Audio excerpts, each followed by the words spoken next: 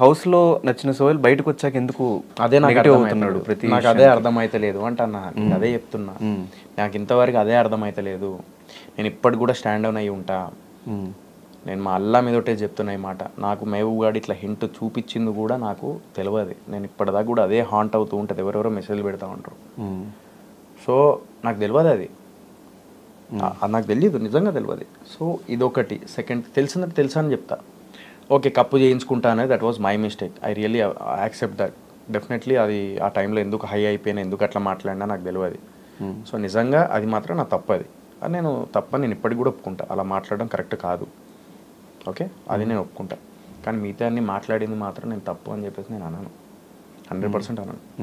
And నేను ఈరోజు అడగడానికి మెయిన్ రీజన్ ఏంటంటే, ప్రతి ఒక్కరి కంటెంట్ ఉన్న సినిమాల్ని మేము హిట్ చేస్తున్నాం. హనుమాన్ కానీ, బలగం కానీ, డీజే టిల్లు కానీ, జాతిరత్నాలు కానీ ఇవన్నీ చేస్తున్నారన్న భయ్య.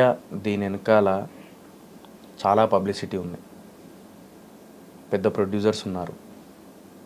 నువ్వు హిట్ అయిన సినిమాలు చెప్పు. ఈవెన్ హనుమాన్ చాలా ప్రాబ్లమ్స్ జరిగినాయి కదా బ్రో. ప్రాబ్లమ్స్ జరిగినాయి కాదని కదా, పబ్లిసిటీ అయింది కదా అంటున్నా నేను. పోస్టర్స్ పడ్డాయా, హోర్డింగ్స్ పడ్డాయా హనుమాన్ సినిమాకి? కంటెంట్ బాగుంది. 100% కంటెంట్ బాగుంటే జనాలు ఇప్పటికి కూడా ఎంకరేజ్ చేస్తారు, మోటివేట్ చేస్తారు, డెఫినెట్లీ ముందుకు వస్తారు. అది నేను యాక్సెప్ట్ చేస్తా. కానీ నేను ఎందుకు చేశానంటే, నా దగ్గర పబ్లిసిటీకి పైసలు లేవు, మీ దాకా నేను రీచ్ అవ్వలేకపోతున్నాను. ఇప్పుడు హనుమాన్ సినిమా చేసినంత పబ్లిసిటీ నేను చేయలేదు. నా సినిమా ఇప్పుడు కూడా నాకు ఊర్లల్లో, రూరల్ ఏరియాస్లో తెలియదు నా సినిమా.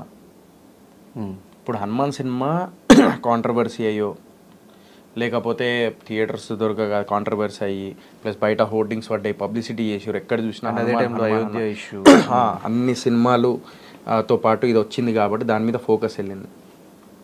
బట్ ఇప్పుడు అంత పబ్లిసిటీ నా సినిమాకి లేదు, నేను చేయలేకపోతున్నా, అది ఇది అని చెప్పేసి నేను, నా దగ్గర పైసలు లేవు పబ్లిసిటీకి, నా దగ్గర ఇంతే ఉన్నాయి.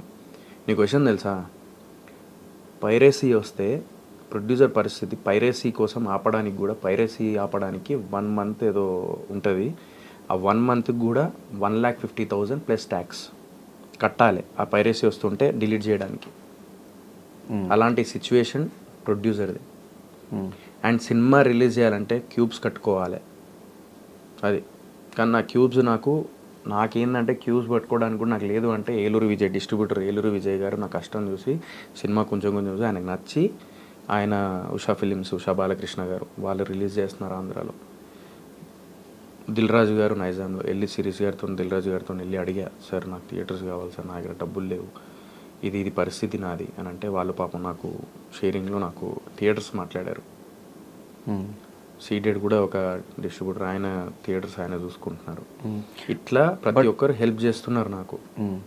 సో నేను ఏదైనా కూడా ఇక్కడ, ఈవెన్ నా దగ్గర పైసలు లేనప్పుడు నీకు తెలియంది ఏమున్నది, పండుగాడు నా కోసం, నువ్వు పండు ఇద్దరు కలిసే ఫైనాన్షియర్ దగ్గరికి వెళ్ళి సోహెల్కి ఇట్లా ఫైనాన్స్ కావాలి అని చెప్పేసి ఆ రోజు వైట్ మ్యాంగోలో కూర్చొని అడిగినప్పుడు, సోహెల్ లాస్ట్ 2 సినిమాలు ఆడలేదు, సో మేము ఫైనాన్స్ ఇయ్యమని చెప్పేసి అన్నారు.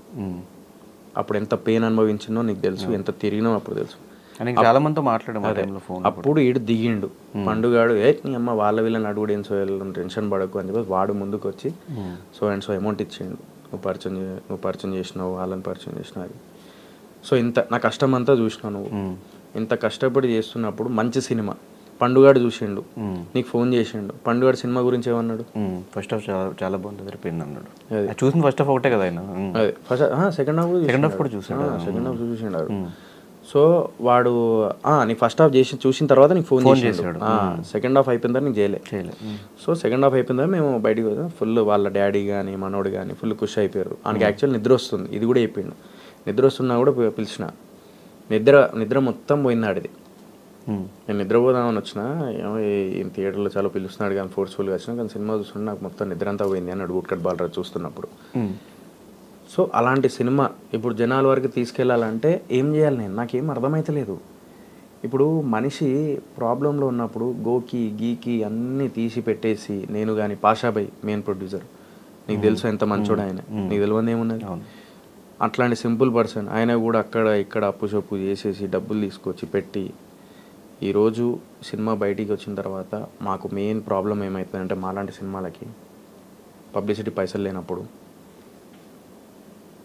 మార్నింగ్ షో కంపల్సరీ ఓపెనింగ్స్ రావాలి, ఫస్ట్ డే కంపల్సరీ ఓపెనింగ్స్ రావాలి.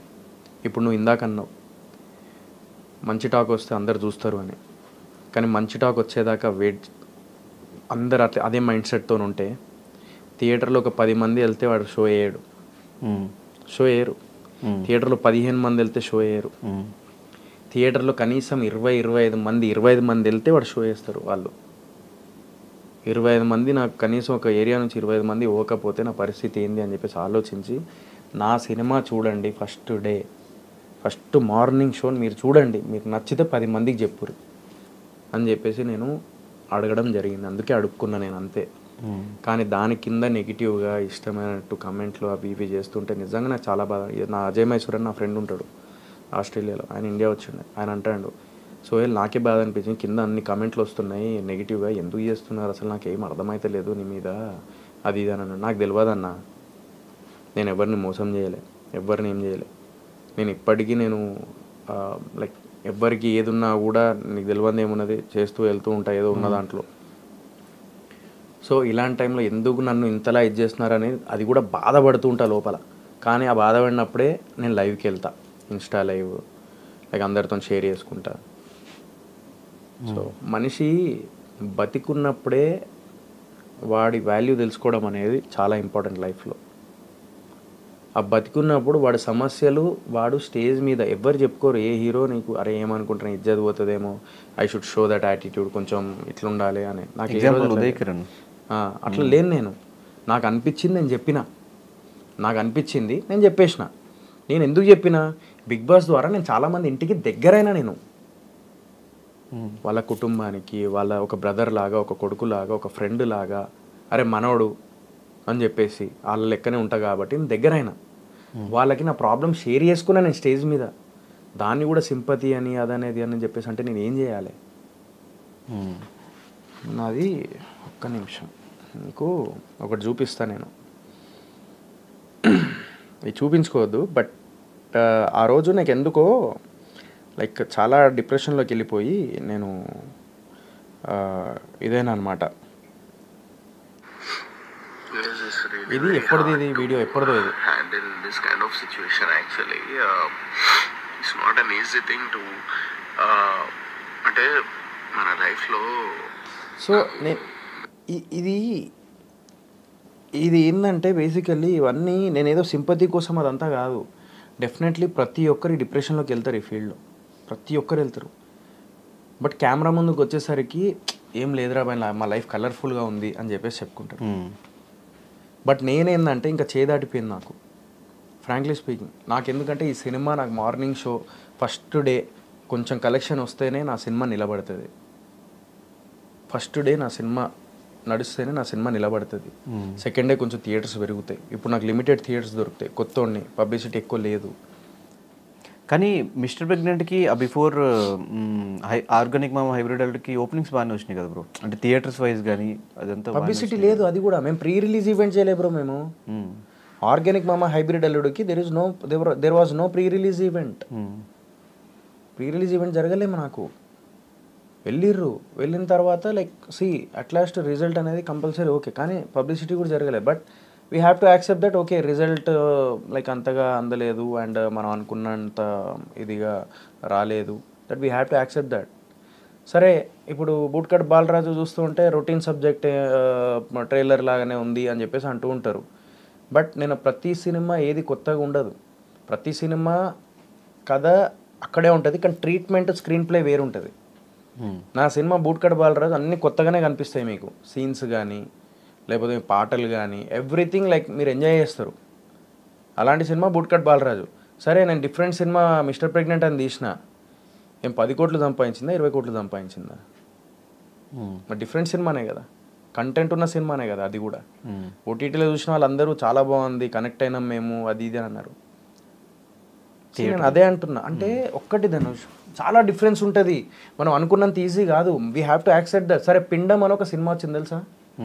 విన్నావా నువ్వు ఆ సినిమా గురించి? విన్నా, చూడలేదు. పాజిటివ్ విన్నావా నెగిటివ్ విన్నావా సినిమా గురించి? బాగుందంట అని విన్నా నేను. బాగుందంట కాదు, బాగుంది సినిమా అని చెప్పి నేను కూడా విన్నా. విని వెళ్దామనే లోపు సినిమా థియేటర్లో లేదు. అవును, ఈవెన్ మేము నేను సత్య పోదాం అనుకున్నారా అనుకున్నారా పిండం పోదాం అని పక్కా అనుకున్నారు కదా 100%. మరి మా కంటెంట్ ఉన్న సినిమానే కదా అది. So we have to accept the fact. వెనకాల ఏం జరుగుతుంది అన్నది మీకు తెలీదు. మీ దాకా సినిమా వస్తుంది, చిన్న సినిమాలు వస్తున్నాయి అంటే దాని వెనకాల పెద్ద కథలు ఉన్నాయి.